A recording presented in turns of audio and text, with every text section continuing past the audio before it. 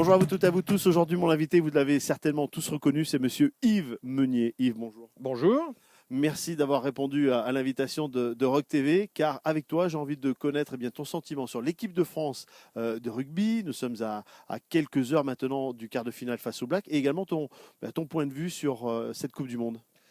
Bon, alors, en ce qui concerne l'équipe de France de rugby et le quart de finale face aux Blacks, je dois vous dire que moi, je ne crois pas du tout à une victoire possible. Mais je souhaite me tromper, et je souhaite ardemment me tromper, parce que ce qu'on a vu depuis le début, et en particulier il n'y a pas si longtemps contre l'Irlande, prouve bien que la France, le rugby français, ne possède pas les éléments qu'il faut à la hauteur pour concurrencer les meilleures équipes du monde. Et pourtant, nous avons de bons joueurs.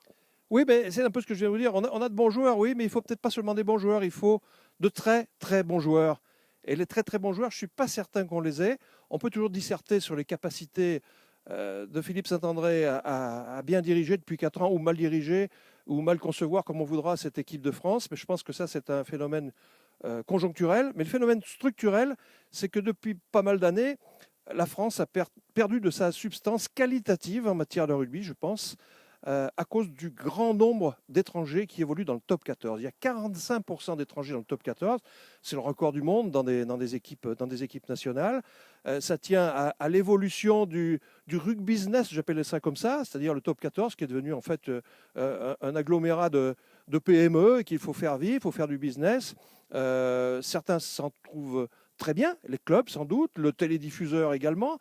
L'équipe de France, sûrement pas. Alors, au-dessus de tout ça, il y a la guerre entre la Fédération française de rugby et la Ligue nationale de rugby, parce qu'on n'arrive pas à s'accorder. Les objectifs des uns et des autres ne sont pas les mêmes. De toute évidence, l'équipe de France, dans notre beau pays, et en ce qui concerne le rugby, n'est pas prioritaire. Elle passe en second plan. Elle passe en second plan, et ça n'est pas le cas. Regardez avec le volleyball. Qui parlerait beaucoup du volley s'il y avait l'équipe de France et ses performances actuelles? Qui parlerait du hand pour le même motif? Et même le basket. On peut dire que le top 14 éclipse cette équipe de France. Le top 14, je pense, il y en a d'autres qui l'ont dit avant moi. Il y a le célébrissime ex-talonneur de l'équipe d'Irlande, puisqu'on va parler des Irlandais encore, Keith Wood, vous savez, le divin chauve Keith Wood, qui, il y a un an ou deux, je ne sais plus, dans une interview, un confrère avait dit « Le top 14 est en train de tuer l'équipe de France, vous allez voir bientôt les résultats ». Et ben, je pense que c'est la réalité, parce qu'il y a beaucoup de postes, beaucoup trop de postes, disons, stratégiques, qui sont occupés par des étrangers dans les équipes du top 14. On ne va pas disserter sur le numéro 10, mais vous voyez bien que Fred Michalak, top Michalak, on avait retrouvé tout ci, tout ça. Enfin bref, alors qu'il était numéro 3 la saison dernière à Toulon et que Bernard Laporte ne l'a jamais vraiment fait jouer dans les gros matchs. Voilà, on peut prendre ça poste par poste, on va arriver quasiment aux mêmes conclusions partout. Et si la France se qualifie en demi-finale, qu'est-ce qu'on dit de ce discours? On dit que c'est une chance, on dit qu'ils sont passés à travers les gouttes. Oui, passer à travers la goutte, ça serait pire que ça. Je pense que ça sera les All Blacks, l'équipe de Nouvelle-Zélande qui serait passée complètement à travers, pas les gouttes, mais à travers le plancher. Moi, j'y crois pas du tout. Bien sûr, ça peut arriver. Hein, ça peut arriver. C'est arrivé à 2 reprises déjà. Oui, il y a 4 ans, la finale, on aurait bien pu la gagner, hein, un point d'écart. Et puis 4 ans plus tôt, on les a battus en quart de finale. Mais là, franchement, disons que ça serait l'exception peut-être qui confirmerait quand même la règle. Un mot sur cette Coupe du Monde. Qu'est-ce que tu as aimé? Ce que tu n'as pas du tout aimé?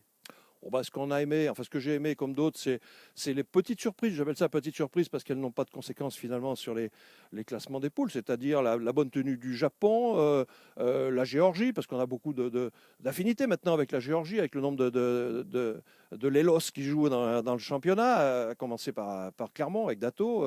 Et donc voilà, il y a des résultats sympathiques comme ça, mais qui ne changent pas finalement l'ordre des choses.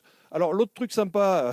Bien sûr, ça c'était l'élimination de l'Angleterre. On pourrait dire, mais enfin bon, on va pas être trop vache quand même avec les Anglais. Ils étaient dans la poule de la mort quand même. Et j'imagine l'équipe de France dans cette poule avec l'Australie et avec le Pays de Galles. Je pense qu'on serait passé à la trappe aussi vite que les Anglais.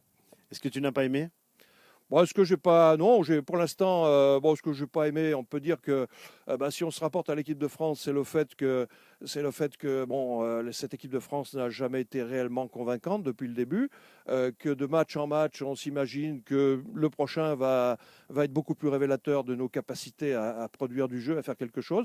Bon, je pense que Philippe Saint-André a choisi de toute évidence une option qui était celle de la conquête, du combat, de la défense.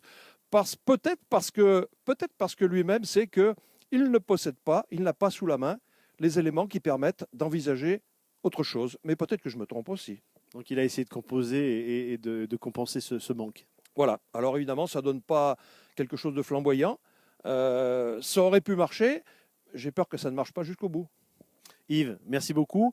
Quelle est maintenant ton actualité depuis que tu as quitté les plateaux de France 3? Mon actualité, c'est toujours de suivre de près le rugby. Et puis, je n'ai pas le temps de m'ennuyer, hein, diverses activités, puisque en dehors de ça, je suis un peu dans le domaine viticole, du côté du Bordelais. Donc, voilà, ça occupe pas mal aussi. Et un petit peu au stade Marcel Michelin? Oui, au stade Marcel Michelin, bien sûr, puisque toujours pour faire disons, l'interprète de la presse vis-à-vis du club et celui du club vis-à-vis de la presse, et essayer de faire en sorte que les choses se passent très bien dans le cadre de l'Union des journalistes de sport. Bon, voilà, donc ça occupe pas mal, et puis ça permet de rester dans le coup et de suivre de près toute cette actualité, et de suivre la reprise du top 14. On dit que c'est un deuxième championnat qui commence. Pour ce qui concerne la SM Clermont, 17 points sur 20 pour la première partie. On reçoit Pau, donc on devrait normalement, sinon ça serait grave, conforter ce bon début de saison. Après, il y aura des matchs un petit peu plus difficiles. Il va falloir aller à Montpellier, recevoir Castres, aller à Paris, au Stade Français. Ce sera pas facile. Ça va être, comme disent tous les joueurs maintenant, ça va être compliqué. Ça va être compliqué. On se retrouvera pour le faire le point régulièrement? Absolument, pas de souci, bien sûr. Voilà, mesdames, mesdemoiselles, messieurs, Yves Meunier. Je pense que vous avez pris plaisir à réécouter et à revoir Yves. C'est vrai que c'était toujours un plaisir, Yves, de t'écouter et d'entendre tes chroniques et surtout tes synthèses. Merci, mon cher Jérôme. Merci. Je dis au revoir à mon maître. Voilà, merci. Bonne semaine à vous toutes et à vous tous. Et on se retrouve très prochainement sur votre Web TV.